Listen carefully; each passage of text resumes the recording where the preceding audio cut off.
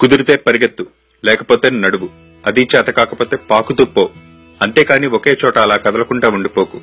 ఉద్యోగం రాలేదని, వ్యాపారం దెబ్బతిందని, స్నేహితుడొకడు మోసం చేశాడని, ప్రేమించిన వాళ్లు వదిలి వెళ్లిపోయారని అలాగే ఉండిపోతే ఎలా? దేహానికి తప్ప దాహానికి పనికిరాన సముద్రపు కెరటాలే ఎగిసి ఎగిసి పడుతుంటే తలుచుకుంటే నీ తలరాత ఇంతే అన్నవాళ్లు కూడా నీ ముందు తలదించుకునేలా చేయగల సత్తా అనేది. అలాంటిది ఇప్పుడొచ్చిన ఆకాస్త కష్టానికే తలంచేస్తే ఎలా? సృష్టిలో చలనం ఉన్నది, ఏదీ ఆగిపోకూడదు.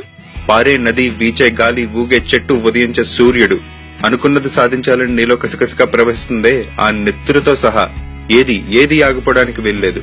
లే, బయలుదేరు. నిన్ను కదలనివ్వకుండా చేసిన ఆ మానసిక బాధల సంకెళ్లను తెంచేసుకో. పడ్డ చోటు నుంచే పరుగు మొదలుపెట్టు. నువ్వు పడుకునే పరుపు నిన్ను చెదిరించుకోకముందే బద్ధకాన్ని వదిలేయి. నీ అద్దం నిన్ను ప్రశ్నించకముందే సమాధానం వెతుక్కో. నీ నీడ నిన్ను వదిలేయకముందే వెలుగులోకి వచ్చాయి. మళ్లీ చెప్తున్నా, కన్నీళ్లు కారిస్తే కాదు, చెమట చుక్కని చిందిస్తేనే చరిత్రను రాయగలవని తెలుసుకో. చదివితే పదాలు మాత్రమే, ఆచరిస్తే అస్త్రాలు.